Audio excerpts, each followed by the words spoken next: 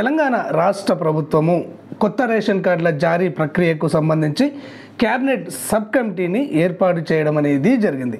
ఈ cabinet sub committee తొలిసారిగా శనివారం రోజు సమావేశం కావడం అనేది జరిగింది.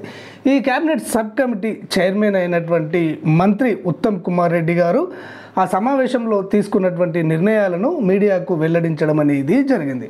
అయితే ఈ కొత్త రేషన్ కార్డుల ప్రక్రియ పైన తెలంగాణ రాష్ట్ర ప్రభుత్వము ఈ క్యాబినెట్ సబ్ కమిటీ ఒక స్పష్టమైనటువంటి ప్రకటనను చేయలేదు. కేవలం కాలయాపన కోసమే, ప్రజల్ని మభ్యపెట్టడానికే ఈ క్యాబినెట్ సబ్ కమిటీ వేసినట్టుగా మనకు అర్థమవుతుంది. అయితే ఈ క్యాబినెట్ సబ్ కమిటీలో తూతూ మంత్రంగా కొన్ని నిర్ణయాలు తీసుకున్నామని సదరు మంత్రి గారు తెలియజేయడం అనేది జరిగింది. అయితే ఇక్కడ టోటల్గా తెలంగాణ రాష్ట్రంలో మనకు 10 లక్షల దరఖాస్తులు కొత్త రేషన్ కార్డు కోసం వచ్చాయని, అదేవిధంగా ఇక్కడ మనకు 11,33,000 దరఖాస్తులు పాత రేషన్ కార్డులలో మెంబర్ యాడింగ్ కోసము వచ్చాయని వారు తెలియజేశారు.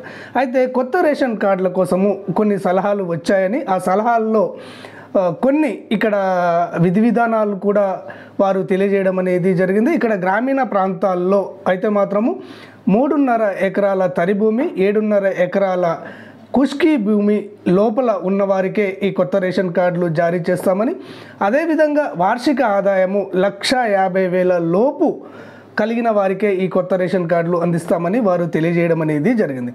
ఇక తర్వాత అర్బన్ ప్రాంతంలో అంటే పట్టణ ప్రాంతాల్లో 2 లక్షల లోపు ఆదాయం కలిగినటువంటి వారికే ఈ కొత్త రేషన్ కార్డులను అందిస్తామని వారు తెలియజేశారు. ఇక తర్వాత ఇందులో మనకు ఆయన చెప్పుకొచ్చిన దాంట్లో ఏంటి అంటే, ఈ కొత్త రేషన్ కార్డుల జారీ ప్రక్రియకు సంబంధించి అందరి సూచనలు సలహాలు తీసుకుంటామని, దానిలో భాగంగానే ఇక్కడ ఎంపీల, ఎమ్మెల్యేల, రాజ్యసభ సభ్యుల, ప్రజాప్రతినిధుల, పార్టీలకు అతీతంగా వారి నిర్ణయాలు తీసుకుంటామని వారికి లేఖలు రాయడం జరిగిందని కూడా వారు తెలియజేశారు.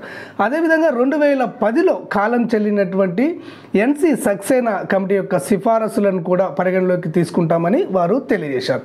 అదేవిధంగా ఇతర రాష్ట్రాల్లో ఈ కొత్త రేషన్ కార్డుల జారీ ప్రక్రియ ఏ విధంగా జరుగుతుంది అన్న దానిపైన అధ్యయనం కూడా అధికారులు చేస్తారని, ఈ విధంగా టోటల్గా అన్ని పరిశీలించి కొత్త రేషన్ కార్డుల జారీ ప్రక్రియను ప్రారంభిస్తామని వారు తెలియజేయడం అనేది జరిగింది.